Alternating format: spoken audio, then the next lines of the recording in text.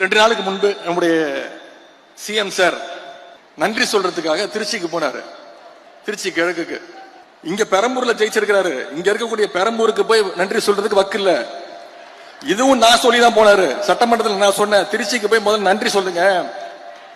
20 நாள் முன்னாடி சொன்னேன். போனாரு, நன்றி சொன்னாரா?